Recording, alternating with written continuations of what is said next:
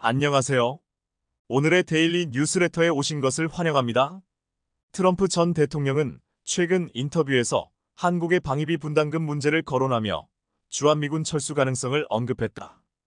이 같은 발언은 그의 재임 시절부터 이어진 방위비 분담금 인상 요구와 연관이 있으며 당시 협상은 바이든 정부가 출범한 이후에야 겨우 타결되었다. 트럼프의 주장과 달리 한국은 방위비를 꾸준히 인상해왔고 글로벌 군사력 순위에서도 세계 5위에 올라 있는 등 자주국방 역량을 키우고 있다. 이러한 상황에서 트럼프의 발언은 한미 동맹과 방위비 분담 문제를 재조명하게 만든다. 트럼프는 2019년 재임 당시에도 기존 협정을 무시하고 전년도 방위비 분담금의 6배에 가까운 증액을 요구했었고 때문에 협상이 1년 반 정도 타결되지 못하다가 바이든 정부가 출범한 뒤에야 매듭지어진 적도 있습니다. 최근 트럼프와 바이든은 한치 앞도 내다볼 수 없는 박빙의 대결 구도가 계속되고 있습니다. 트럼프는 부통령이 되고 싶다는 정치인들이 많다며 50명의 사람이 나에게 전화해 간청하고 있다는 언급을 했습니다. 그는 재임 시절 방위비뿐 아니라 삼성이나 LG의 세이프가드 조치를 취한 적이 있어 이득을 얻기 위해 어떤 행동을 할지 모릅니다. 이번에도 우리는 위태로운 위치에 4만 명의 군인이 있다며 왜 우리가 다른 사람을 방어하느냐, 지금 아주 부유한 한국에 대해 말하고 있다는 언급을 했습니다. CNN은 자체 팩트체크 후 트럼프 인터뷰에서 최소 32개의 오류를 확인했다면서 한국 관련 발언의 사실관계를 바로잡기도 했습니다. 트럼프는 4만 명에 이르는 주한미군 방위비 분담금을 한국이 적게 냈다고 말했지만 실제로는 28,500명인 것과 자신이 재임 시절 한국이 수십억 달러를 내기로 동의했지만 바이든 행정부와의 재협상을 통해 분담금을 거의 내지 않고 있다는 말 등입니다. CNN은 이와 관련해 사실에 근접조차 하지 않는 내용이라며 한국은 트럼프 행정부 때보다 더 많은 분담금을 내고 있다고 적었습니다. 2021년 13.9%를 인상해 약 10억 달러에 가까운 금액을 부담했으며 2022년부터 2025년까지 한국의 방위비 증액과 연동해 매년 6% 정도의 분담금을 올리기로 합의했다는 것입니다. 그 밖에도 한국이 방위비를 거의 내지 않았다는 것도 한국은 일반적으로 인건비를 제외하고 주한미군 주둔에 소요되는 비용의 4,050%를 부담한다고 밝혔습니다. 현재 협정은 내년 말 종료되는데 제12차 한미방위비 분담금 특별협정 SMA 관련 회의가 지난달 하와이에서 처음으로 열렸고 11차 SMA 협정 만료까지 20개월가량 남은 상황에서 차기 협상을 개시한 것은 트럼프가 다시 대선에서 승리한다면 또다시 과도한 인상 요구를 할 수 있기에 서둘렀다는 분석입니다. 12차 협상 때 첫 회의를 앞두고 미국 측 협상 수석 대표는 공정하고 공평한 결과를 추구한다는 언급을 했습니다. 그런데 현재 행태로 봐서는 트럼프가 당선되면 이를 무시하고 재협상을 추진할 수도 있습니다. 한국은 1991년부터 방위비 분담금을 미국에 줘왔고 30년 넘게 줬더니 미국은 이것이 권리인 줄 안다며 비판하는 이가 많습니다. 한국이 내는 돈은 주한미군 내 한국인 노동자 인건비, 군사건설비, 군수지원비에 쓰입니다. 하지만 원래 방위비 분담금은 우리가 낼 필요가 없는 돈입니다. 주한미군의 법적 지위는 1966년 체결된 한미 주둔군지원협정 SOFA에 규정돼 있습니다. 소파 5조에 명시된 주한미군 경비부담 원칙의 뼈대는 한국이 주한미군의 시설과 부지를 무상 제공하고 미국은 주한미군 운영 유지비 모두를 책임진다는 것입니다. 이 규정에 따라 1980년대까지는 미국이 주한미군 주둔 경비를 모두 부담한 바 있습니다. 그 후 미국이 무역, 재정 적자로 경제 형편이 어려워지자 한국도 이제부터는 주한미군 운영 유지비를 분담하라는 요구를 했고 1991년 방위비 분담 특별협정 SMA를 맺었던 것입니다. 여기에 특별이란 단어가 들어간 이유는 소파 5조 적용을 이 협정 유효기간 동안 임시 중단시키는 특별한 조처이기 때문입니다. 이는 한국에겐 특별한 부담이고 미국에겐 특별한 이익입니다. 즉 유효기간이 끝나면 미국이 부담해야 하는 것이 원칙입니다. 협정을 통해 이익을 얻는 자가 큰 소리를 칠 내용이 아니라는 뜻입니다. 트럼프는 재임 시절 주한미군 철수와 방위비 분담금 대폭 증액을 연계해 한국을 압박했는데 2019년 1조 원 수준이던 분담금을 5배가량 올려 5조 8천억 원을 요구했던 것입니다. 당시 트럼프는 한국은 우리에게 가전을 파는데 우리는 그들을 보호해준다. 한국이 미국의 안보 지원에 무임승차하고 있다는 주장을 했습니다. 여기에 미국 의회도 큰 우려를 표했습니다. 대만 해협과 남중국해를 둘러싼 긴장이 높아지는 가운데 중국 견제 목적도 있는 주한미군을 철수한다는 건 미국 국익에도 반할 수 있기 때문입니다. 미국 의회는 2019년 국방수권법에 현재 주한미군 규모를 대통령이 임의로 줄이지 못하도록 하는 내용을 포함시키기도 했습니다. 현재도 미 의회에서는 현 수준의 주한미군 주둔에 대한 초당적 지지가 확인되고 있습니다. 외신들도 트럼프의 주한미군 철수 가능성을 언급하며 우려를 표하고 있습니다. 사실 한국의 현재 군사력으로는 주한미군이 없어도 북한을 상대하는 데는 큰 문제가 없다는 의견이 지배적입니다. 올해 발표된 글로벌 파이어 파워에서 한국의 군사력은 영국을 밀어내고 세계 5위로 올라섰습니다. 육해공 능력이 고루 갖춰져 있으며 그에 따른 자본력도 보유하고 있습니다. 반면 북한 순위는 미얀마와 방글라데시 사이에 낀 36위로 밀려난 상태입니다. 이번 보고서에서 한국은 145개국 가운데 5위로 올라섰고 2013년 세계 9위에서 계속 상승 중에 있습니다. 반면 북한은 지난해 34위에서 36위로 하락했고 2019년 18위에서 계속 밀리는 중입니다. 국가별 국방 예산 항목에서 한국은 11위를 기록했으며 북한은 58위입니다. 국방 예산에서 10배 이상 차이가 나는 중인데 이는 향후 군사력에서 차이가 더 커질 수 있음을 말해주고 있습니다. 미국은 여전히 확고부동한 1위를 기록 중이고 우크라이나를 침공한 러시아가 2위, 미국과 패권 경쟁을 벌이고 있는 중국은 3위를 하고 있습니다. 미국의 국방 예산은 8,300억 달러로 중국보다 4배가량 더 쓰는 중입니다. 유럽에선 영국이 6위로 가장 높은 순위에 올라 있으며 한국의 바로 옆 일본은 7위 정도의 군사력을 보유하고 있습니다.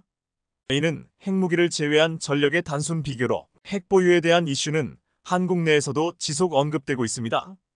핵과 미사일 개발에 몰두해온 북한이 지난 1월 한국을 주적으로 선언하며 초토화 위협을 했는데 이 또한 핵무기를 바탕으로 한 발언입니다. 미국 싱크탱크 CSIS가 한국의 전략 전문가 1,000명을 대상으로 조사한 결과 34%가 핵보유를 지지했던 것으로 나타났습니다. 핵보유에 찬성하지 않는 이유로는 43%가 경제적 제재 및 국제규범 위반에 따른 지위 훼손을 들었습니다. 보고서는 그러나 트럼프 행정부 시절에 아메리카 퍼스트 정책이 돌아온다면 핵 반대가 극적으로 변화할 수 있다는 지적을 했습니다. 한국에선 핵무장을 해야 한다는 여론이 4명 중 3명일 정도로 독자적 핵무장 필요성에 동의하고 있습니다. 특히 트럼프가 주한미군 철수를 추진할 경우 핵무기 개발을 지지하겠다는 응답이 50%를 넘는 상황입니다. 트럼프의 외교안보 최측근은 주한미군을 중국 견제에 활용하는 대신 한국의 자체 핵무장을 고려할 필요가 있다며 또 한국이 캐나다를 대신해 G7에 가입하는 것을 지지한다고 강조하기도 했습니다. 그는 중국이 미국의 200배에 달하는 조선 건조력을 바탕으로 이미 미군보다 해군력에서 앞섰고 더 큰 공군력까지 보유하게 될 수 있다며 미국은 약 150년 만에 처음으로 최강국이 아닌 상태에서 라이벌을 마주하게 됐다고 말했습니다. 즉 한국에게 핵보유를 시키든 군사적 동맹을 더 확실하게 해 중국을 견제할 수밖에 없는 상황이 된 것입니다. 트럼프는 한국에겐 방위비 분담금을 내라고 하지만 NATO 회원국에게는 방위비 자체를 올리라고 강조하고 있습니다. 올해 대선에서 재집권하면 NATO 회원국 방위비를 GDP 대비 현 2%에서 3%로 올리라고 압박할 것으로 보이는데 지난달 뉴욕에서 두다 폴란드 대통령과 회담한 것을 계기로 이 같은 방향으로 구상 중이라고 말했습니다. 폴란드 두다 대통령도 나토 전반에 걸쳐 방위비를 대폭 늘려야 한다고 주장하는 중입니다. 이는 폴란드가 한국과 협력해 무기를 대거 도입하고 생산 기반을 확보하는 만큼 주변국이 방위비를 늘리면 무기 수출이 더 수월해질 수 있다고 보는 측면도 있습니다. 나토 회원국들은 2014년 GDP 대비 2%를 쓰기로 합의했지만 현재 이 기준을 충족하는 회원국은 3분의 2에 불과합니다. 또한 GDP 대비 3% 이상을 방위비로 지출하는 국가는 폴란드 4.3%, 미국 3.3%, 그리스 3.1% 이렇게 3개국뿐입니다. 트럼프는 2%에 미달하는 나토 국가에 대해 만약 돈을 내지 않는다면 당신들이 알아서 해야 한다며 러시아가 원하는 대로 하도록 격려할 것이라는 말까지 했습니다. 이유는 트럼프 당선에 대비하고 있는데 미국의 나토 탈퇴를 전제로 1,000억 달러 규모 우크라이나 지원금 확보안을 논의하고 있습니다. 유럽에서는 K방산 견제론이 나올 만큼 한국의 위상은 높아지고 있습니다. 마크롱 프랑스 대통령은 최근 미국과 한국 무기 대신 유럽산 무기를 사자고 노골적으로 주장했고, 유럽 방위 산업을 발전시킬 책임을 다하지 않는다면 우리의 주권과 자율성을 구축할 수 있겠는가? 라고 반문했습니다. EU 집행위는 지난 3월 현재 약 20%인 EU역 내 무기 구입 비중을 2035년 60%로 올리는 목표를 제시하고 있습니다.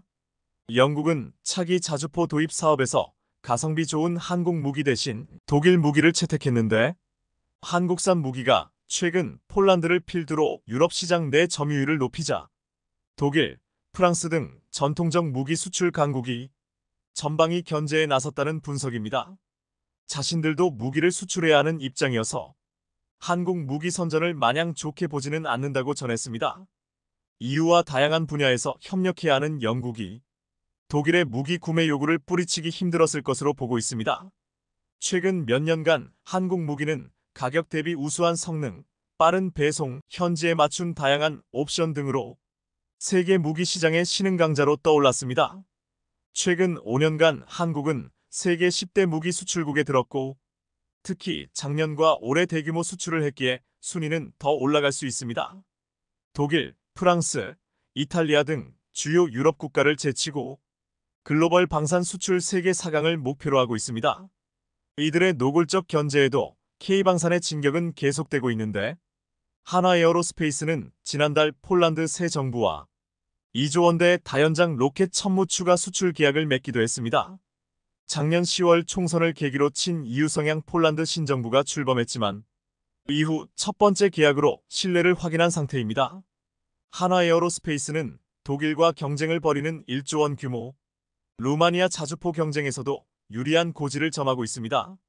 현재 루마니아 정부와 마지막 세부 사항을 놓고 협상 중인 가운데 다음 달 구매 계약을 체결할 것으로 보고 있습니다. 이달에는 현대로템의 차륜형 장갑차가 해외 시장에 첫 발을 내디뎠는데, 페루와 베코 K808 30대 공급 계약을 체결하면서 국산 전투장갑 차량의 중남미 지역 최초 진출 사례가 됐습니다. 즉, 트럼프가 주한미군을 철수하든 안 하든 한국의 군사력과 무기 생산은 어떤 나라도 무시할 수 없는 수준이 된 것입니다. 한국은 이미 소프트 파워로 문화적 힘을 키웠고, 강한 국방력과 경제 기술을 지속 발전시켜 나가 어느 나라에도 절대 휘둘리지 않아야 할 것입니다. 2차 세계대전 이후 무기 수출을 엄격하게 제한해왔던 일본이 최근 6세대 첨단 전투기 수출을 승인한다는 방침을 내렸습니다. 평화 헌법을 지켜야 하는 일본이 전투기를 수출할 수 있는 나라가 된다는 것인가? 안팎의 시선이 쏠렸는데요. 일본은 지난 26일 국무회의에서 전투기 수출을 승인한다는 방침을 내렸고, 이에 따라 일본과 방위장비 기술 이전 협정을 맺은 15개국에는 전투기를 수출할 수 있게 되었습니다. 하지만 일본은 지금 당장 팔 수 있는 6세대 전투기가 없습니다. 혼자서 만들 수 있는 기술력도 없습니다. 그럼 왜 이런 쇼를 벌이느냐? 일본은 영국, 이탈리아와 함께 6세대 전투기 개발을 발표한 바 있는데요. 이 전투기는 2035년이 되어야 실전 배치가 가능할 전망입니다. 이것도 어디까지나 세 나라가 불협화음을 내지 않고 순조롭게 개발에 성공한다는 전제하에 말입니다. 오는 2035년 실전 배치를 목표로 6세대 전투기를 공동 개발하기로 한 세 나라의 전투기 개발 사업은 현재 설계 단계에 있습니다. 앞으로 5년 동안은 성능과 사양을 확정짓는 과정을 거쳐야 합니다. 그럼 일본은 왜 전투기를 팔 수 있는 나라인 것처럼 이런 쇼를 벌인 것일까요? 일본 정부와 일본 방산업체가 단숨에 글로벌 방산 강국의 대열에 오른 한국의 방산 수출 성과에 자극을 받았다는 분석이 나오고 있습니다. 일본은 지난 2차 세계대전 패배 이후 방산물자 수출을 금지하는 평화헌법을 유지해 왔습니다. 하지만 지난 아베 정권을 시작으로 2014년부터 일본은 헌법을 수정하며 전쟁이 가능한 보통국가로의 전환을 가속화했습니다. 이번 전투기 수출 승인도 보통국가 전환 정책의 연장선으로 해석되고 있는데요. 평화헌법에 따라 무기 수출을 제한해왔던 일본 정부가 차세대 전투기의 제3국 수출을 허용했다는 뉴스는 곧 외신을 타고 전 세계에 보도되었고, 외신들은 이것이 전후 평화주의 원칙에서 벗어난 결정 아니냐고 우려했습니다. 일본 내에서조차 이런 목소리가 나왔습니다. 오카다 카츠야 일본 입헌민주당 간사장은 일본 정부가 전투기 수출을 허용하자 헌법의 평화주의에 근거한 이념을 바꾸게 되는 것은 아닐까? 라고 말하며 이번 결정에 우려를 표했습니다. AP통신은 일본은 오랫동안 군사 장비와 기술의 이전을 제한하고 치명적인 무기의 수출을 모두 금지하는 엄격한 정책을 유지해왔다. 반대론자들은 기시다 총리 정부가 국민에게 설명을 제공하거나 주요 정책 변경에 대한 승인을 구하지 않고 전투기 사업을 추진했다고 비판했다고 보도했는데요. 그러자 하야시 요시마사 관방장관은 이런 우려를 인식한 듯 일본의 평화주의 원칙에는 변함이 없다. 일본은 현재 비밀리에 개발된 치명적인 무기의 수출을 제한하고 있으며 실전에 사용하기 위한 판매는 하지 않을 것이다. 당분간 개정된 지침은 공동 개발할 전투기에만 적용되며 수출 때마다 국무회의 결정 과정을 거치겠다고 말했습니다. 일본 정부는 지난 2014년부터 일부 비살상 군사물자를 수출하기 시작했고, 지난해 12월 일본이 라이센스 생산하고 있는 패트리언 미사일을 미국에 수출해 미국이 우크라이나에 보내는 군수품을 대체할 수 있게 했습니다. 이때에도 일본 내부에서는 평화헌법에 위배된다며 찬반 논란이 뜨거웠습니다. 일각에서는 이처럼 평화헌법에 위배된다는 논란이 있을 것을 알면서도 일본이 전투기 수출의 길을 열어놓은 이유는 물론 중국의 위협에 대응하기 위한 방안 중 하나이기도 하지만 무엇보다 이웃나라 한국의 커지는 방산 위상을 보면서 한국에 뒤처지기 싫었고, 그래서 전투기 수출 가능한 나라라는 이미지를 주고 싶었다는 분석이 나오고 있습니다. 우크라이나 전쟁 이후 세계 방산 시장이 눈에 띄게 커지고 있고, 이 과정에서 한국은 2021년 폴란드에 KEK9 등 각종 기갑 차량을 판매하는 등 세계 방산 시장에서 입지를 탄탄히 해가고 있습니다. 지난해 12월 국방부가 발표한 자료에 따르면 지난 2년 동안 한국의 방산 수출은 평균 150억 달러 이상의 수출 성과를 냈고, 특히 작년에는 폴란드 외 수출이 68%나 증가하며 수출 대상 국가가 다양해졌습니다. 전투기 수출 역시 2023년 사상 처음으로 10억 달러를 뛰어넘어 2022년에 비해 321% 증가한 10억 1천만 달러 수출액을 기록했습니다. 한국의 이런 성과를 보면서 그간 평화헌법에 가로막혀 방산 수출이 실질적으로 불가능했던 일본은 배가 아팠을 것입니다. 지금 일본 방산업체들의 사정은 더욱 안 좋습니다. 일본 방산업체들은 기껏 개발한 장비들도 일본 자위대에게만 납품이 가능하기 때문에 수출이 가능한 한국 업체들에 비해 제품 개발 시 채산성이 매우 떨어져 있습니다. 일본 업체는 방위성과 계약 시 평균 8% 정도로 이익률을 상정하고 있지만 재료비 급증 등을 이유로 실제 기업의 영업이익은 23% 수준에 불과합니다. 이렇다 보니 일본 업체들은 방위산업에 뛰어들려 하지 않았습니다. 하지만 최근 우크라이나 전쟁, 이스라엘 하마스 전쟁과 한국 방산업계의 성장을 눈으로 본 일본 정부는 다시 방산 생태계를 구축하려고 애를 쓰고 있는 것으로 보입니다. 방위업체 소멸이 자국 방위력 약화로 이어질 수 있다는 위기감에 자극을 받은 셈인데요.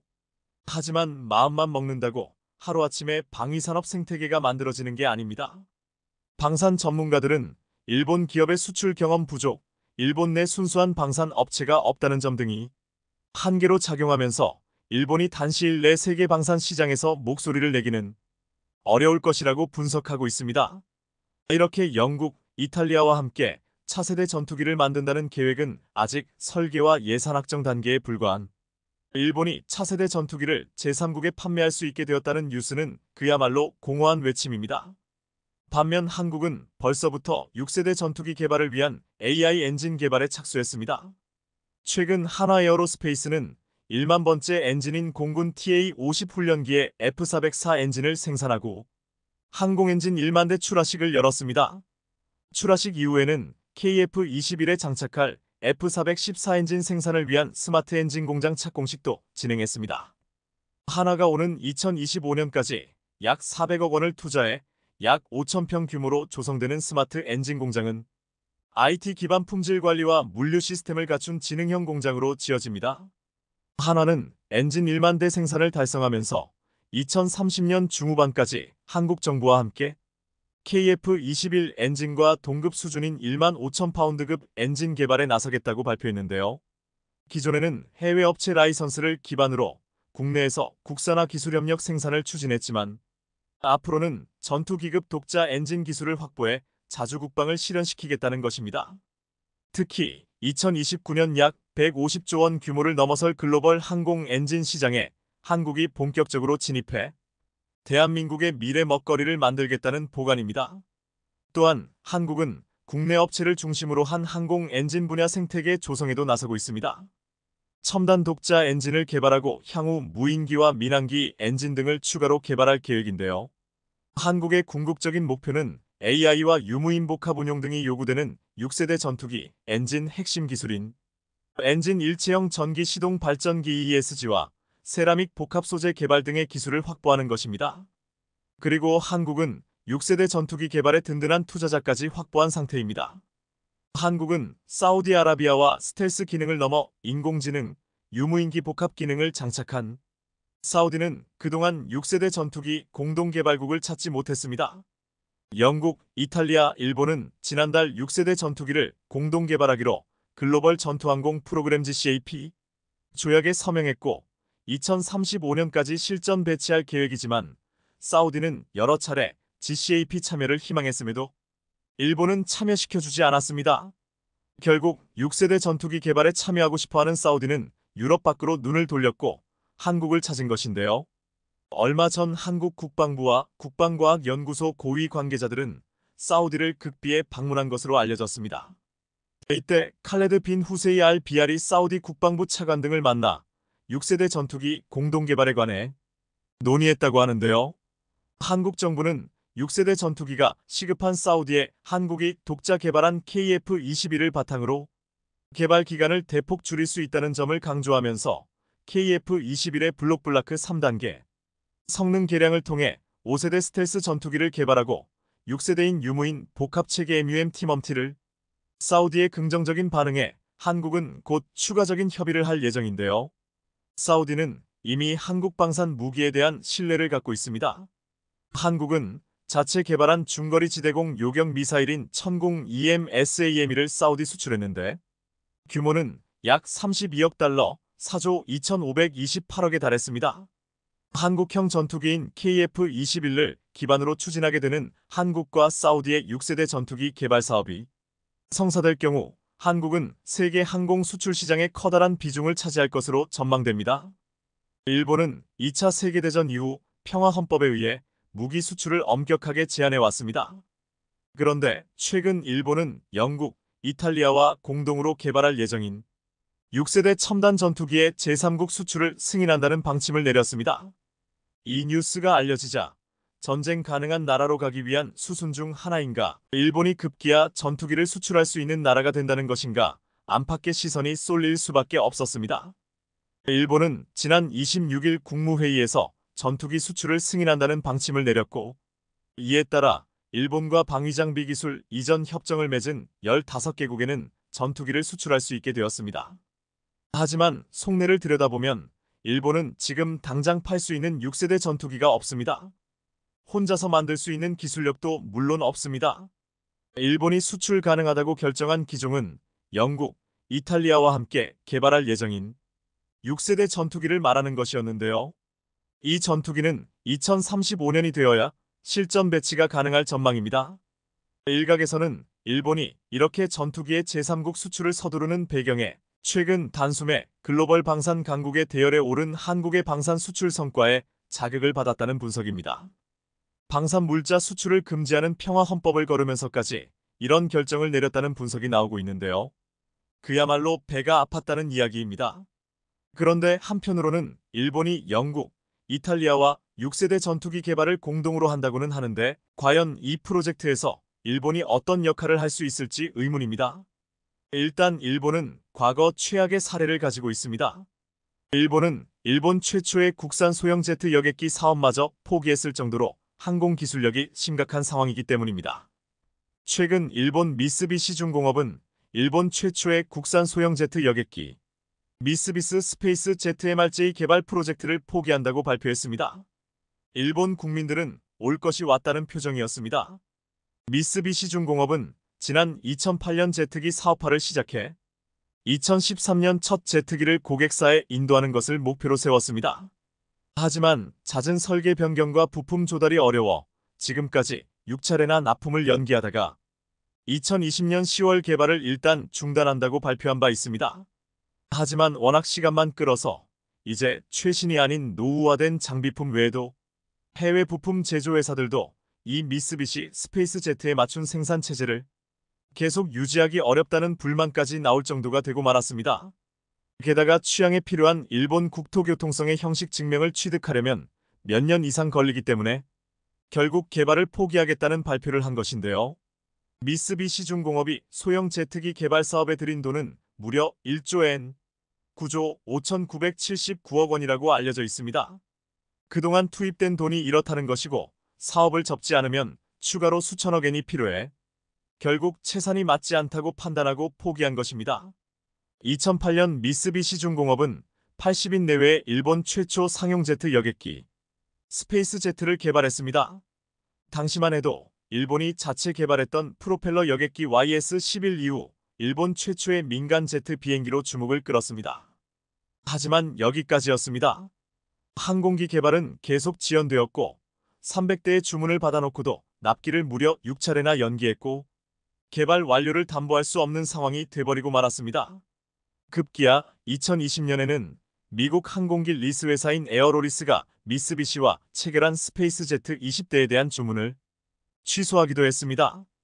여기에 엎친 데 덮친 격 2020년 코로나19 사태 등이 겹쳐지면서 2020년 미쓰비시의 스페이스 제트 개발 사업은 동결되었고 이제야 포기를 선언한 것인데요.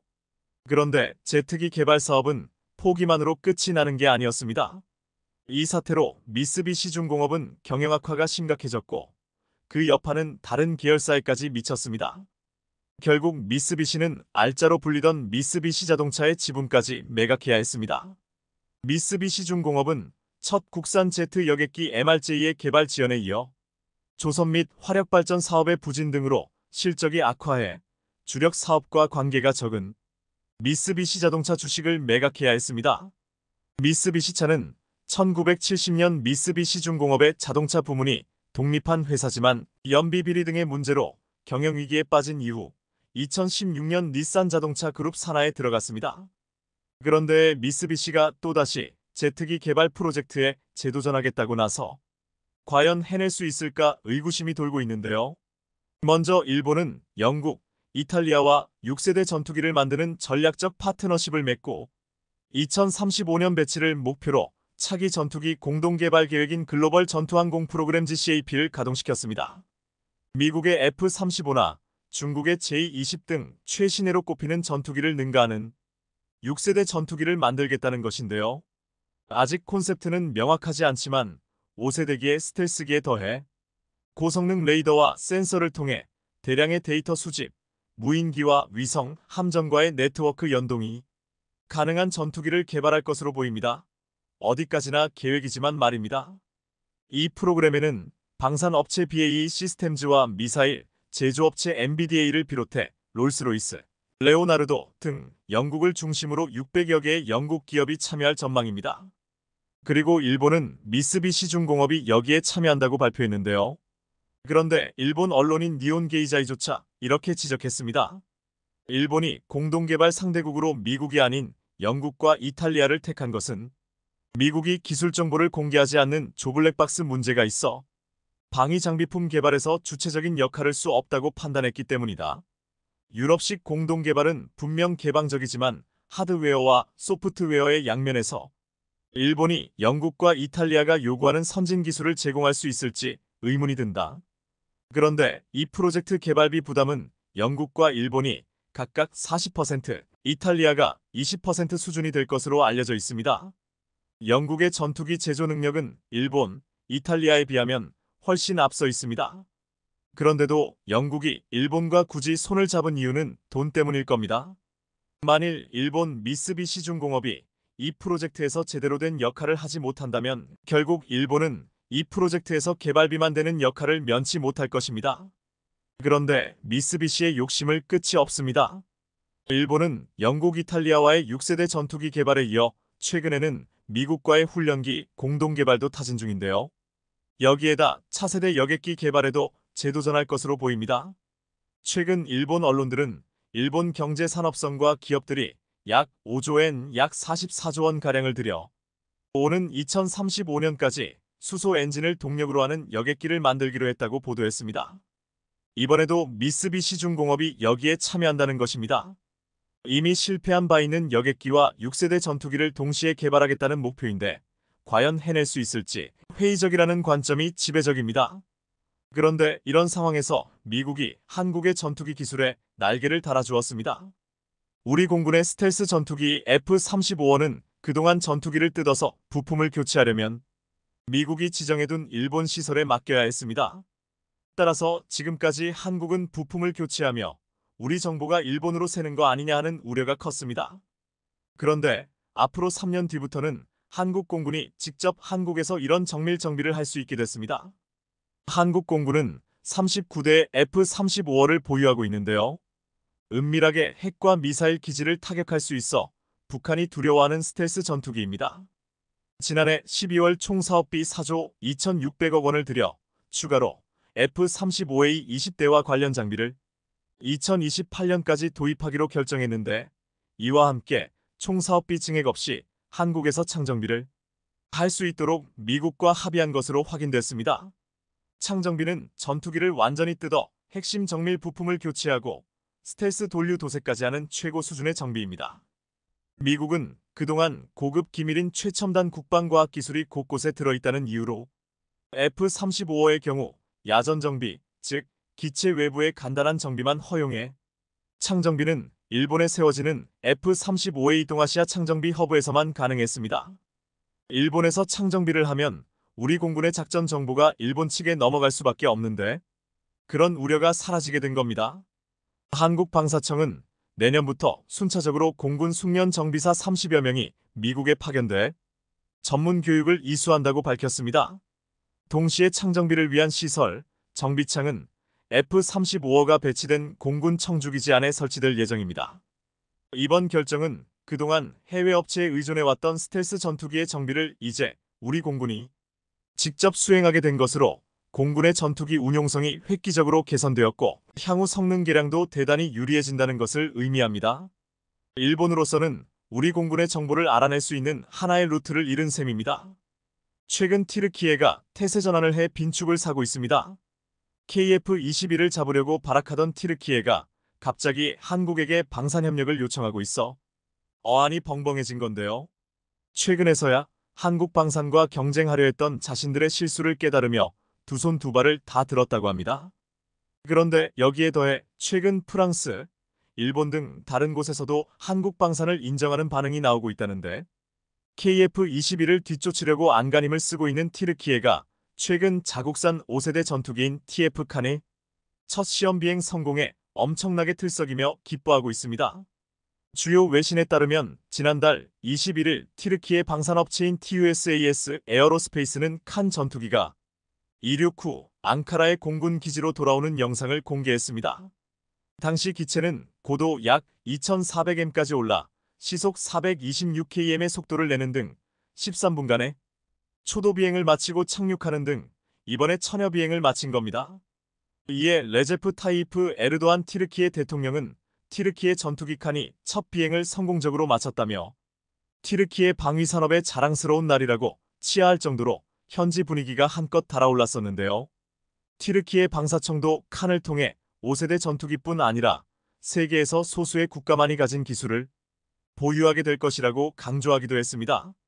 과거 TF-X로 불렸던 칸 전투기는 튀르키예가 미국에서 도입한 F-16 전투기를 대체하기 위해 2010년 개발에 착수한 자국산 5세대 전투기로 알려졌습니다. 시험 비행에는 4세대 F-16 전투기에 쓰이는 미국 지휘의 F-110 쌍발 엔진이 사용됐지만 튀르키예는 오는 2028년 국내 생산을 목표로 자체 엔진 개발에 박차를 가하고 있습니다. 이렇듯 튀르키예에서는 TF-칸이 대한민국의 보람의 전투기 KF-21의 강력한 경쟁자로 등극했다며 KF-21을 거의 다 쫓아왔다고 난리법석이라고 합니다. 하지만 정작 튀르키예 언론에서는 칸 전투기 프로젝트의 배경을 놓고 다른 평가가 쏟아지고 있다는데요. 다름 아닌 14년 전 튀르키예 군이 한국 공군을 방문해 항공기 개발 상황을 참고했던 게 개발 작업의 시발점이었다는 사실이 밝혀지며 역시나 한국이 있었다는 평가가 나오고 있다고 합니다. 이와 관련해 휘리에트 등 현지 언론은 최근 분석 기사를 통해 프로젝트의 탄생 비화를 소개했습니다. 이 매체에 따르면 2010년 튀르키예 공군은 얄친 에르컬 소장을 한국에 파견해 한국 공군의 자국산 항공기 개발 준비 상황을 현장에서 점검할 것을 지시했습니다. 얼마 후 귀국한 에르컬 소장은 국산 항공기 개발에는 임무 컴퓨터와 비행 컴퓨터가 필수이며 이를 위해서는 두 프로젝트에 R&D 자금을 배정해야 한다는 내용의 보고서를 작성했는데요. 그런데 이 보고서 내용이 당시 에르도안 총리의 전투기 개발 결정으로 이어졌다는 설명입니다. 이런 이유로 튀르키예 정부의 한 관계자는 알타이 전차 개발 때처럼 칸 전투기 관련해서도 향후 한국과 협력 가능성이 논의될 수 있을 것이라고 언급하는 등 그 사실을 방증했습니다. 상황이 이럼에도 불구하고 얼마 전 튀르키예 대통령은 칸 전투기가 이륙하는 모습이 담긴 사진을 직접 공유하고 5세대 전투기를 생산하는 과정에서 매우 중요한 단계를 통과했다며 KF-21을 금방이라도 하지만 현실적으로 보면 결국 튀르키예의 칸 전투기 개발이 처참한 실패로 끝날 가능성이 높다고 합니다. 현재 튀르키예는 칸이 높은 스텔스 성능을 자랑하는 5세대 스텔스 전투기라고 홍보하고 있지만 엄밀히 따져보면 그렇지 않습니다. 실제로 칸 전투기는 전투기 배면에 공대공 미사일 2발을 탑재하는 정도의 내부 무장창만 같기에 미국이 판매를 거부한 F-35A 전투기보다도 내부 무장 탑재량이 떨어집니다. 이뿐 아니라 튀르키예의 전투기 국산화 사업은 아직 불완전한 성과로 보입니다. 실제로 이번에 첫 비행에 나선 칸 전투기는 지상 시험용으로 제작된 시제기로 F-16에 사용되는 미국산 F-110 엔진 2기를 탑재하고 있기 때문입니다. 튀르키예는 향후 칸 전투기의 향후 자체 생산 엔진을 도입할 계획이지만 해외 협력사가 확정됐다는 소식은 아직까지 나오지 않았다는 점이 눈에 띕니다. 이와 관련해 튀르키예 방위산업청이 칸의 자체 생산 엔진 도입이 예정대로 2028년 시작될 것으로 보인다고 재차 밝혔지만 말뿐일 가능성이 매우 큽니다. 심지어 최근 튀르키예는 칸 전투기가 실전 배치될 때까지 남은 공백을 메우기 위해 자국의 공군력을 개선하기 위한 계약도 체결했는데요. 주요 외신에 따르면 앞서 튀르키예는 스웨덴의 나토 가입을 대가로 미국으로부터 F-16 전투기 추가 구매 승인을 받았습니다. 여기에는 최신 사양의 F-16 전투기 40대 구매뿐 아니라 기존 F-16 전투기 79대를 현대화하는 개량 키트도 포함된 것으로 알려졌습니다. 칸 전투기 성능과 개발에 누구보다 자신이 있다면 미국과 이런 계약을 적극적으로 체결하려고 하지 않았을 겁니다. 실제로 미 군사 매체 내셔널 인터레스트도 칸 전투기가 제대로 된 작전 능력을 보유하기까지 상당한 시간이 걸릴 것으로 보인다며 튀르키예가 칸 전투기를 직접 만들고 있다고 홍보하지만 사실 예전부터 주요 부품과 기술을 해외 아웃소싱으로 들어오고 있었다고 지적했습니다. 결국 튀르키예는 5세대 전투기를 스스로 개발할 역량과 실력이 턱없이 부족한 상황으로 겉만 번지르르한 중국산 스텔스 전투기와 별반 다를 것이 없다는 평가가 나옵니다. 과거 F-35의 공동개발국이었던 튀르키예의 첫 국산 전투기 사업은 2016년 TAI가 제작사로 선정되면서 시작됐는데요. 원래 튀르키예는 미국의 스텔스 전투기인 F-35A 라이트닝 E를 주력으로 삼고 그런데 튀르키예가 2017년 러시아로부터 지대공 미사일인 S-400을 사온다고 발표하면서 사달이 났습니다. 미국은 튀르키예가 F-35와 S-400을 함께 운용할 경우 F-35의 정보가 러시아로 넘어갈 수 있다고 우려한 겁니다. 그리고 결국 미국은 2019년 튀르키예를 F-35 공동개발 프로그램에서 내쫓았고 갑자기 칸 전투기의 개발 목표는 몸집을 키워 보조 전투기에서 주력 전투기로 본격적인 5세대 스텔스 전투기로 높아졌습니다. 이렇듯 계획에 없던 5세대 전투기 개발에 나서게 된 튀르키예가 처음에는 근거 없는 자신감을 보이다가 최근엔 현실을 깨닫고는 바로 꼬리를 내린 상황이라고 합니다. 실제로 최근 튀르키예 방산업계가 한국에 기술협업 러브콜을 보내면서 도움의 요청을 해왔다고 하는데요. 튀르키예가 방위산업의 국산화를 목표로 칸 프로젝트를 추진 중인 가운데 스스로 해낼 자신이 없자 한국과 첨단 기술 협업을 바라고 있는 겁니다. 방산업계에 따르면 현재 튀르키예 방산업체는 한국의 연구 개발부터 공급망 진입까지 광범위한 협력을 요청하면서 애처로운 시선을 보내고 있다고 합니다. 지난 7일 튀르키예 주요 방산기업은 코트라 이스탄불 무역관과 한 튀르키예 우주항공 웨비나를 진행하기도 했는데 이날 참석자들은 한국 방산기업과의 협업할 수 있는 분야를 적극적으로 이야기하며 도움을 요청했습니다. 현재 튀르키예 방산기업은 첨단 소재와 원부자재 중심으로 해외 벤더들을 발굴 중인데 특히나 한국방산과 협력을 희망하면서 한국의 첨단 기술 도입을 바라고 있는 상황입니다. 앞서 말씀드렸던 것처럼 튀르키예는 과거 동맹국이었던 미국에 의한 무기 금수 조치 경험 때문에 칸 전투기를 자체 개발하고 있는데 여러 분야에서 기술적 한계를 느끼고 한국에게 러브콜을 보내오고 있는 중입니다. 대한민국의 발전된 군사기술과 협력을 통해 이러한 한계를 극복하고자 하는 상황으로 그 어느 때보다 적극적인 모습을 보이고 있는데요. 이를 위해 최근 튀르키예는 국방 예산도 확대했는데 올해 튀르키예 국방부 예산은 405억 달러로 작년보다 무려 250%나 증액 편성하기도 했습니다. 그런데 최근 튀르키예뿐 아니라 방산업 폭망 위기에 처한 프랑스에서도 한국산 방산 도입과 더불어 협력을 원하고 있는 것으로 알려졌습니다. 프랑스도 과거의 독일처럼 방위 산업이 몰락의 길을 걷고 있는데 이로 인해 어려움이 이만저만이 아닌 상황이라고 합니다. 이런 가운데 최근 각광받고 있는 한국 방산에 시선이 쏠리며 자신들에게 해답을 줄 조력자가 될 수 있다고 판단한 것으로 보이는데요.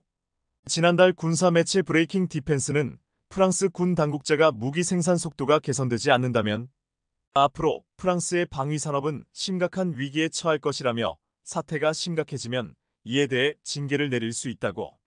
매체에 따르면 방산업체 MBDA는 당초 올해 여름까지 1억 5천만 유로 상당의 프랑스의 미스트랄 적어도 지대공 미사일 300기를 납품해야 했지만 속도가 나지 않아 납품이 내년으로 미뤄졌습니다.